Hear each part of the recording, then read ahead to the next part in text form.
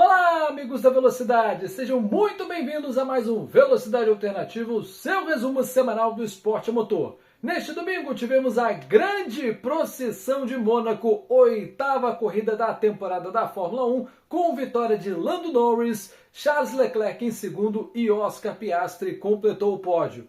Antes de falar sobre essa corrida, eu preciso lembrar você que já está disponível o clube de membros aqui da Alternativa Esportes. Por apenas R$ 2,99 por mês, ou equivalente na sua moeda local, você tem direito a um mundo infinito de vantagens. Para começo de conversa, leitura e resposta prioritária de comentários, um selinho para mostrar quanto tempo você colabora com o canal, emojis exclusivos para usar em qualquer uma das lives da AETV e, claro, vídeos que chegam primeiro para quem é membro, como é o caso de todos os Velocidades Alternativa. Não perde mais tempo, abra já a sua asa DRS, chegue na frente de todo mundo e venha fazer parte desta família.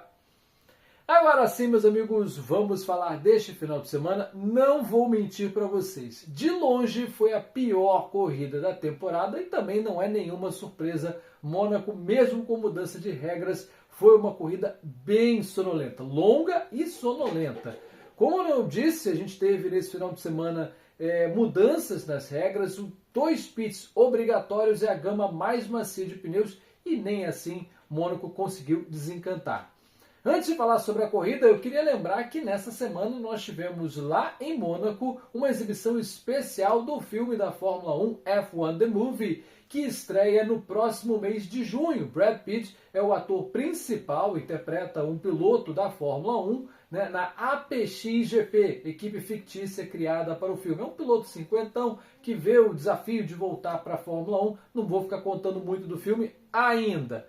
Mas, meus amigos, então, a exibição especial em Mônaco e os 20 pilotos do grid foram convidados, uma sessão especial só para eles acompanharem como ficou o filme antes de todo mundo, e 2 resolveram faltar. O Stroll, porque bilionário, não precisa ficar indo aos eventos da Fórmula 1.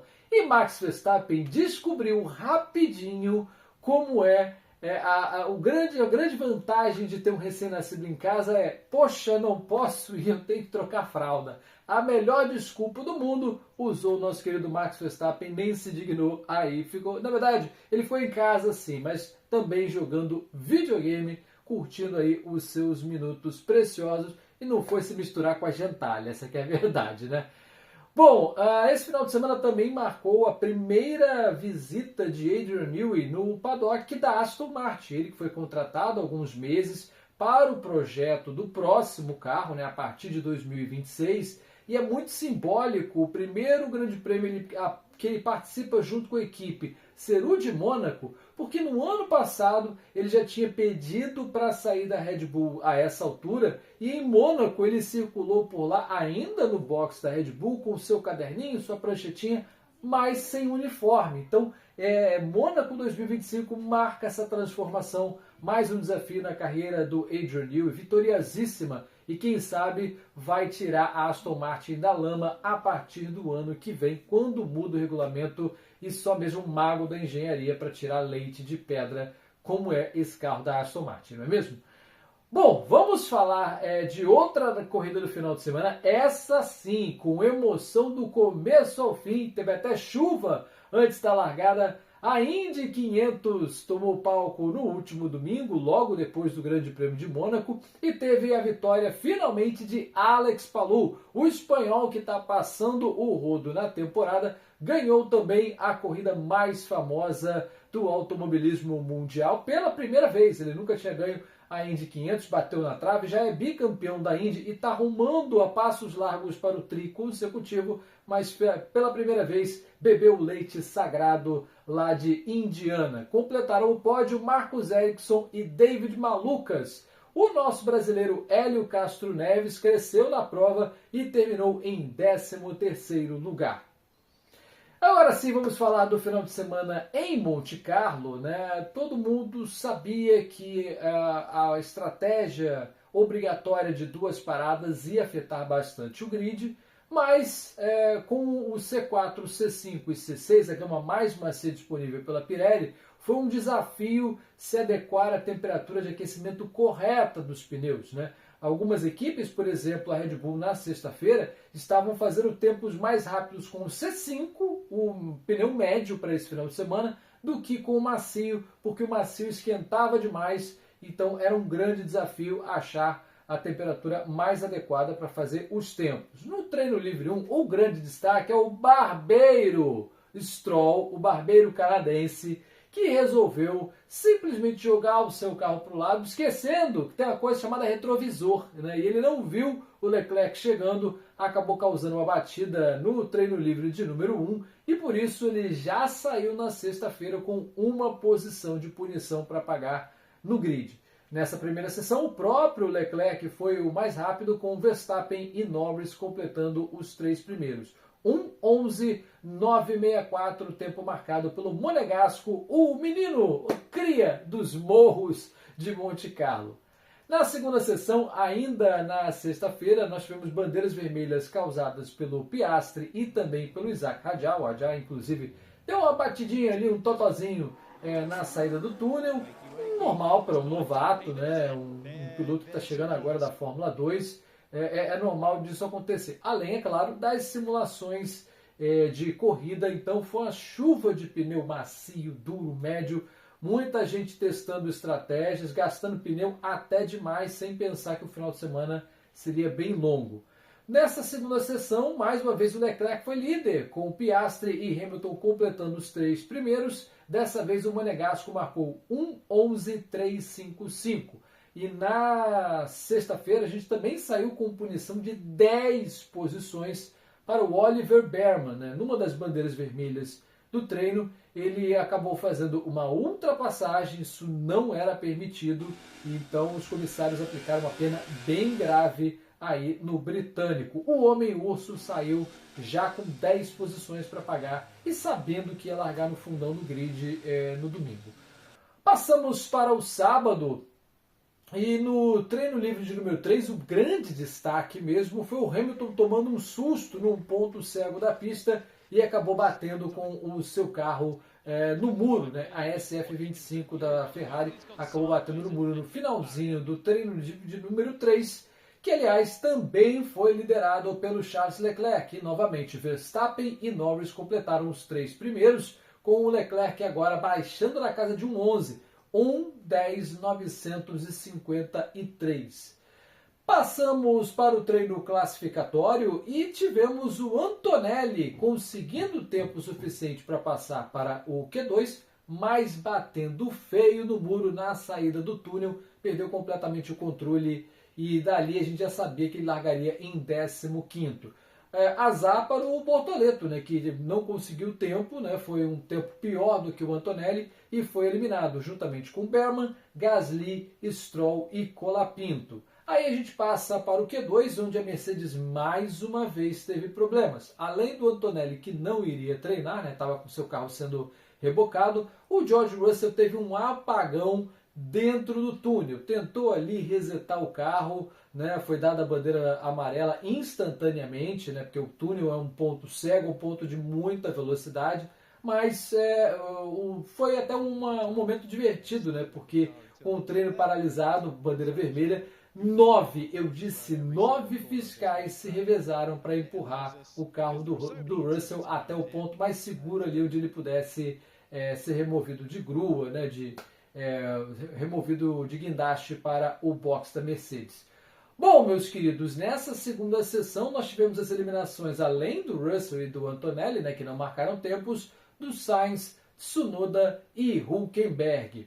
Passamos aí para a fase decisiva do treino, e se você percebeu, a gente já não tinha as duas Mercedes, né, eliminadas, a gente tinha carros ali com potencial de Q3, e acabou que esqueceram o Ocon e ele conseguiu classificar entre os 10 primeiros, meus amigos. Pois é, e não ficou em 10º não, como eu esperava que acontecesse. Na hora da verdade, Lando Norris quebrou o recorde do circuito de Mônaco e na primeira fila largou ao seu lado o Charles Leclerc, que tinha pole até segundos antes do encerramento do treino. Segunda fila formada por Oscar Piastri e Lewis Hamilton. Na terceira fila, Verstappen e Hadjar, Alonso e Ocon formaram a quarta fila, Liam Lawson e Albon formaram a quinta fila. Depois do treino, o Stroll tomou mais uma posição de punição e o Hamilton tomou 3 posições na caixa por culpa do seu engenheiro. No começo do treino, o Hamilton, sem querer, atrapalhou o Verstappen, recebeu uma orientação errada do seu engenheiro que disse, olha, Verstappen está numa volta lenta. O Hamilton também estava numa volta lenta, mas não era verdade. O Verstappen estava em volta rápida, foi avisado errado, então o Hamilton acabou trancando o Verstappen sem querer. Foi reconhecido pelo próprio Verstappen depois que a culpa não era do Hamilton, mas os comissários não aliviaram, pensando em todo o contexto, inclusive da questão de segurança. O Hamilton foi punido com 3 posições de punição. Por isso, o Verstappen então passou para a segunda fila, largou na 4ª colocação. Aí a gente passa para o domingo com uma chuva de acidentes na largada da Fórmula 2, da Feature Race da Fórmula 2. Na corrida da Porsche também tivemos muitos acidentes e pronto. Todo mundo estava esperando bandeiras vermelhas, então algumas equipes basearam suas estratégias pensando, rezando para Nossa Senhora da Bandeira Vermelha. Acabou que a largada foi muito comedida. Tivemos aí apenas o Liam Lawson e o Tsunoda largando de pneu macio, ou seja, dariam poucas voltas no seu primeiro stint. E com o pneu médio nós tivemos, aliás, com o pneu duro, nós tivemos Verstappen, Alonso, Hamilton, Sainz, Russell, Antonelli, Colapinto e Stroll. Ou seja, esses 8 aí largaram de duro, rezando para Nossa Senhora da Bandeira Vermelha, e o restante do grid, 10 carros, largaram de pneus médios, que era a escolha mais adequada para o começo de prova. O problema era ter pneu médio pouco gasto, zerado ou pouco gasto, dada os testes que eles fizeram ao longo do final de semana. E também da alocação de pneus, que a Pirelli obrigou-se a fazer 2 paradas, mas não deu pneus a mais para ninguém. Aí a gente na primeira volta teve assim, entre os ponteiros bastante comportados, nenhum problema, e tivemos uma bandeira amarela com o Gabriel Bortoleto, deu um passão espetacular no Antonelli, no hairpin, num lugar onde é dificílimo passar, ainda mais com carros absolutamente grandes e largos como são os da Fórmula 1 nesse regulamento. E aí, 2 curvas depois, o Antonelli devolve a ultrapassagem, sendo bem otimista, e acaba jogando o brasileiro no muro. Antonelli não foi punido por essa manobra. Acho que foi um pouquinho suja, ali no limite da legalidade. Os comissários analisaram e acabaram não punindo o italiano, que continuou na prova normalmente. O brasileiro saiu, foi para a 14ª colocação e depois caiu para a última posição já na primeira volta. E inclusive danificou um pouquinho o seu bico, teve que antecipar a sua parada. Então, logo na primeira volta, no encerramento da primeira volta, a gente tem Tsunoda, Gasly, Berman e Bortoleto parando nos boxes. Foi bom que eles conseguiram já descontar uma das 2 paradas obrigatórias. Na volta 9, o Gasly atropelou o Tsunoda, não tem outra definição. Na saída do túnel ele foi muito otimista para tentar ultrapassar, acabou acertando, quebrando a suspensão, e por muito pouco o próprio Tsunoda não seria eliminado da prova logo no comecinho. Bandeira amarela, muitos detritos, virtual safety car, não era o que algumas equipes estavam esperando, mas já era alguma coisa, Com virtual safety car você já economiza algum tempo. E aí a gente teve algumas paradas, O destaque para o Hadjar, que fez sua primeira parada na volta 15, e depois ele vem a parar na volta 20, junto com o Lando Norris. Então, já na volta 20, com uma excelente estratégia, a Racing Bulls conseguiu colocar o Hadjar em posição até de brigar pelo pódio, a depender do que acontecesse na prova. Nós tivemos alguns outros carros parando mais cedo também, com o Alonso, o Ocon na volta 17, o Hamilton na 19, o Norris na liderança para na volta 20, e aí eu preciso fazer o esclarecimento. Todo mundo ficou se poupando nessa corrida de Mônaco. Ela foi chata em grande parte exatamente porque todo mundo estava esperando uma bandeira amarela mais forte, com safety car físico, ou uma bandeira vermelha. Todo mundo ficou ali se poupando, tentando tirar vantagem. Algumas equipes fizeram jogo de equipe. A Williams, por exemplo, fez muito bem. A própria Racing Bulls. O Lawson foi sacrificado. segurando ali o pelotão para que o Hadjar tirasse tempo, parasse e não tivesse prejuízo, né? Não precisasse voltar lá no final do pelotão. A Racing Bulls trabalhou muito bem com isso, a Williams também soube trabalhar ao longo da prova, mas a gente teve a Mercedes que segurou seus carros demais, né? Eles não pararam. O Tsunoda, que fez sua primeira parada lá na volta 2, só veio fazer a parada final faltando pouquíssimas voltas para acabar a corrida. Fez um stint de 74 voltas, nem mesmo Mônaco, que é uma volta muito rápida. Eu já vi isso em algum lugar na Fórmula 1. Absurdo o gerenciamento de pneus que fez a Red Bull com o Tsunoda, mas foi uma estratégia que acabou não se pagando, né? Então, alguns carros se segurando, muitas vantagens longas. Isso significava que os últimos carros da prova tinham 2 voltas de vantagem para o líder. Foi realmente uma procissão, uma prova com ritmo muito lento. E aí a gente passa apenas destaques lá no meio da prova. O Alonso abandonou na metade da prova com um problema no seu motor, começou a sair fumaça.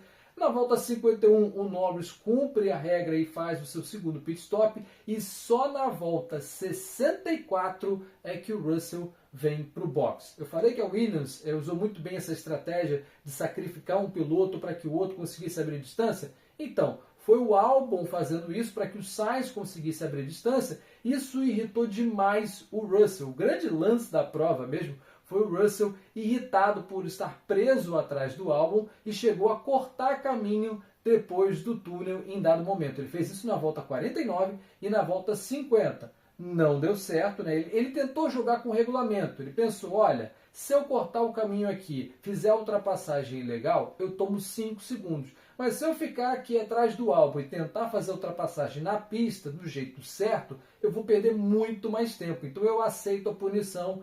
Não foi bem assim que os comissários viram. Os comissários viram a malandragem que a Mercedes estava publicamente tentando fazer. Como o Russell de fato fez a ultrapassagem ilegal, tomou só um drive-thru de punição. Então ele teve que fazer uma passagem a mais pelo box e viria parar só na volta 64. Antonelli, aliás, a primeira parada do Russell. O Antonelli também fez um stint muito longo, da mesma estratégia da Mercedes. O Verstappen fez uma estratégia parecida, tá? E por causa de falta de pneu. A Red Bull não soube gerenciar bem os pneus ao longo do final de semana. E o Verstappen ficou ali refém de uma bandeira amarela, um safety car, uma bandeira vermelha. Ele queria parada de graça, né? Liderou boa parte da prova, mas acabou não levando, parou nas voltas finais para voltar na 4ª colocação, como seria, né, projetado de qualquer forma, né? Então não adiantou nada. O Verstappen, não vou dizer prejudicado, né, mas ele acabou apostando no cavalo errado. Não veio chuva, não veio bandeira vermelha, e esses carros que apostaram em bandeira vermelha, a Mercedes inteira e o Verstappen, por exemplo, se deram muito mal nessa prova. Ou seja, a prova começou com 4 carros lá na frente, Lando Norris, Leclerc, Piastri e Verstappen. Terminou exatamente do mesmo jeito. Alguns vão dizer que a prova foi emocionante, que foi uma prova corrida maluca, muitas ultrapassagens. Mas chegou no final, não houve disputa pela liderança mais uma vez, assim como desde 1996. Não é um problema só de Mônaco, mas com carros tão grandes e tão largos, Mônaco fica absolutamente impraticável. Essa que é a grande verdade. Os 10 pontuadores no circuito de Monte Carlo foram, além dos que foram ao pódio, né? Lando Norris, Leclerc e Piastri, também Verstappen, Hamilton, Hadjar, Ocon, Lawson, Albon e Sainz. A revolta das equipes pequenas, né, com a Mercedes dando vexame, foi a vez de algumas equipes aí que não costumam pontuar tanto irem à forra, né, nesse final de semana. Então, meus amigos, vamos agora descobrir quem é que mandou mal e quem mandou bem nesse final de semana. É hora do sobe e desce. Eu começo elogiando o retorno de Lando Norris. Seja bem-vindo de volta ao campeonato, Lando Norris, ele que estava sumido. Eu confesso que achava que a liderança dele não ia durar a primeira curva, como é habitual do Lando Norris, mas ele se comportou muito bem nesse final de semana, andou sempre muito rápido, sempre próximo ou na frente do Hadjar, e não é exagero dizer, ganhou a prova no treino de classificação. Lando Norris fez uma prova muito sóbria, com uma boa estratégia da McLaren, que inclusive, pode-se dizer, deu uma sacrificada no Piastri, mas tem seus méritos, então Lando Norris faz mais uma vitória, segunda dele no campeonato. Bom, eu gostaria de elogiar também o final de semana do Hadjar, que começou muito mal, ele causou a bandeira vermelha, mas conseguiu se recuperar, fez um excelente treino de classificação e a aposta se pagou com o jogo de equipe, né, muito bem executado pela Racing Bulls, que acabou levando seus 2 carros para a zona de pontuação. Boa corrida também do Lawson, né, menção honrosa para ele. Mas, além do Hadjar e do Norris, eu preciso falar muito bem do senhor Esteban Ocon. Vamos ver aqui que ele deu um salto nas classificações. Foi ali aquela história da tartaruga que sobe a árvore e ninguém sabe como ela chegou ali em cima. É o Esteban Ocon no Q3, mas ele conseguiu classificar bem. Mais uma boa estratégia também da Haas, né, no gerenciamento de pneus. E ele foi ali, foi ficando. As Mercedes, com essa estratégia errática, acabaram ajudando muito o Esteban Ocon. E ele então terminou nos pontos.